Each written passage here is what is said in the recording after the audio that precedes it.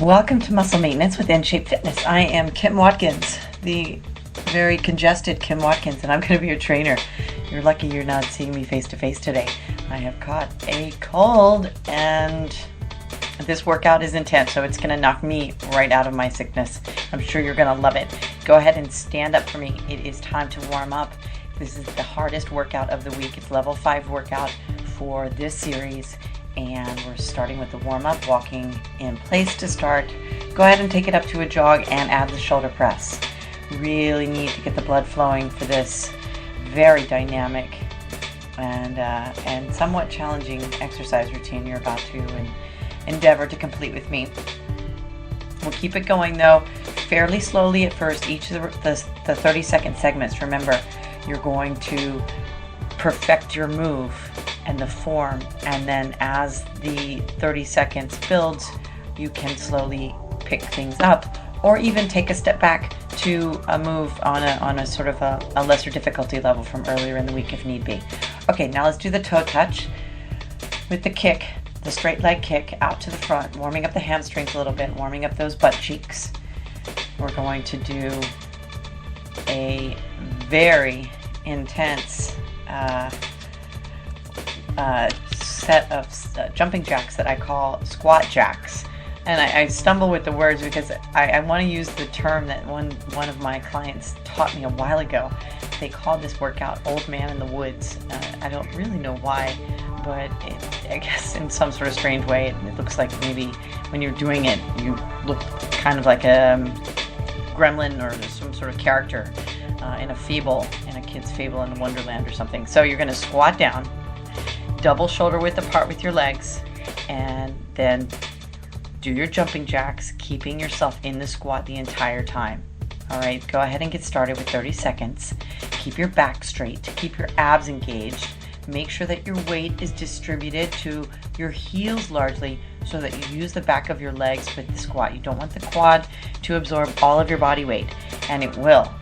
It wants to, but you really want to make sure that the glutes and your hamstrings, the back of the leg, helps out and keeps your back straight as well.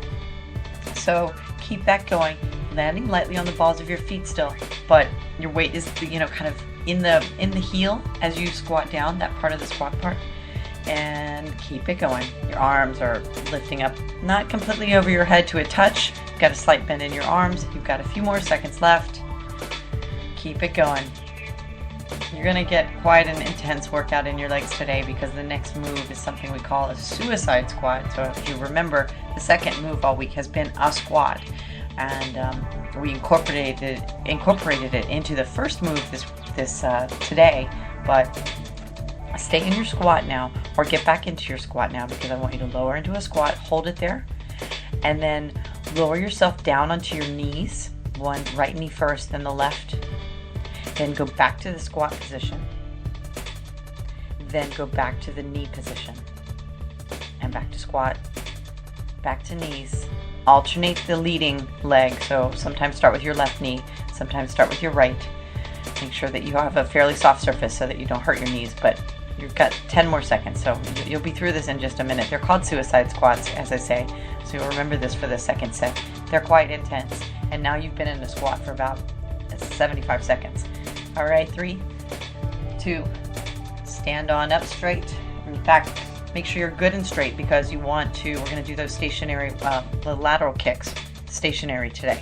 So you're going to stabilize your weight on your right leg, connect the foot with all 4 corners of your foot, and lift the left knee laterally out. Now, slowly at first, kick the lower part of your leg out, kick your foot out, then bend the knee, then kick out, then bend the knee, and just keep kicking. Add a little bit of power. You can do this. Keep breathing. I know you're probably wavering. Your balance isn't so good that you can move your leg out like this, but it's really, really excellent for the top part of your butt, and of course it's fantastic for the stabilized leg. Now let's switch. You're going to stabilize your weight on your left leg. Lift your right knee out laterally and kick. 15 seconds. Kick slowly. Kick with control. You've got 10 more seconds. Keep breathing. Keep your back straight. Squeeze your abs. 3 seconds. 2, 1, and down. Good. Okay, now we're going back down to the floor. Yesterday we started in the pike position, or downward facing dog if you're a yoga person. And we did something I call the Spider-Man's downward dog. So you're going to you combined Wednesday and Thursday workouts where you did the Spider-Man as you're coming down from the downward dog into the push-up position. We're going to add a push-up to that today. And I'll tell you, I call it the Spider-Man's pushy dog, but it's a combination of all 3 moves. So it's a combination of downward dog. That's where you want to start. Go ahead and get down on the floor into pike position. Your butt's up in the air, making a triangle with the floor. And now as you shift your body weight so that your shoulders end up vertically over your hands, you're bringing your right leg, your right knee around laterally to the right elbow, and you lower your body into a push-up at that time. Now exhale. Push your arms, straighten your arms back up. Extend your leg back, and then shift your body weight back to pike position. Now let's do one on the left. So you're lowering your body, you're shifting your body weight forward so that your shoulders are over your hands, and your left knee is coming around to the left side of your body to touch the left elbow. You're bending your elbows to lower your body, then push up as you exhale, back to pike position, and your feet are back on the floor together. Let's do one more on the right, and then we'll do one more on the left. This is a total body move. Your heart rate should be fairly high still from having done the jacks and the squats, and then of course you've got the balance work with the lateral kicks. But because your heart rate was already probably so elevated, you are probably still putting forth a good amount of effort at this point. Okay, now turn yourself over. You've got 2 moves on the other side where you're facing up, you're on your butt.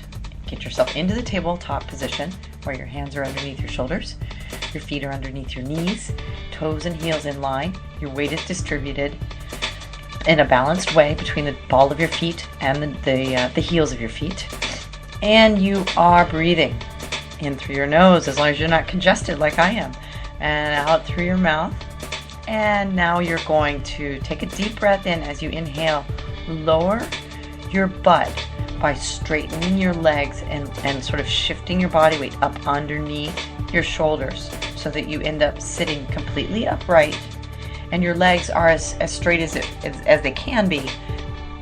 If you can get them straightened out completely, that's great. Some people have really tight and weak hamstrings, and so it's difficult to do that. But now exhale, push yourself back up into the tabletop position by lifting your hips and bending the knees back up, and then return back down to the floor, lowering your butt, shifting your body weight up underneath your torso or in line with your torso. Exhale, lift back up to tabletop. We'll do one more. Very good. This is a hard move. I will talk about it a little bit in more detail in terms of its background, but it's actually one of my favorite things to do. I do them every single day, and we'll get to that in a minute. Okay, now we're going to jackknife twist. So lay on the floor, your legs are straight just like yesterday for the last crunch. Your arms are above your head this time. Now as you come up, I want you to lift your right leg straight, keep your leg straight, lift it up with your body, meet up at the top, but I want you to twist to the right so that your left elbow touches the right knee. Then back to center and back down. Now lift up again, lifting your left leg up, twist to the left so that your right elbow touches the right knee, and then back down. And keep that going. That's the jackknife twist, and as we have been doing all week, we're working on rotation through your rib cage, through your waist. So if that's too hard, if you're having a really hard time with that, you can go back to the Russian twist. You can go back to the basic crunch with the twist. There are lots of different things that you can be doing here. And you've got about 5 seconds, and then we're going to take a quick break and start over at the beginning. Stick with me here. This is a really fantastic workout. It's such a full body workout. Hopefully you're not in shoes, because I love it when you can grip the floor and feel that connection you have with your surface. Okay, back to the squat jacks. So you're in a squat, 30 seconds, go. breathe. You can do this. In through your nose, out through your mouth. Shoulders are back. Back is straight, tailbones tucked in, abs engaged. Your weight is balanced and a little bit towards the heel part of your body, the back part of your body, in order to help support you in the squat. You've got 8 seconds left. You're doing great. First 2 moves are the hardest. All right, 3, 2, 1. Stand up for a second. Take a deep breath. And get yourself back down into the squat. Now remember, of course, don't let your toes turn out. You want your toes and heels in line. Your weight's in your heels now completely. And down to the knee position. Right knee first, then the left. Back to squat. Then the left knee down, left to right leg, right knee down, sorry. Then back to your squat again.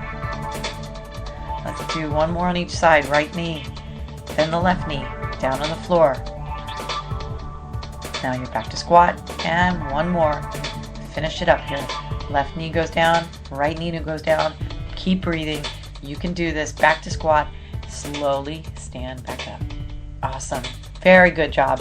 Very, very good. Okay, if you've done nothing else, those 2 moves are so good for your body. Now, stabilize your body weight on your right leg.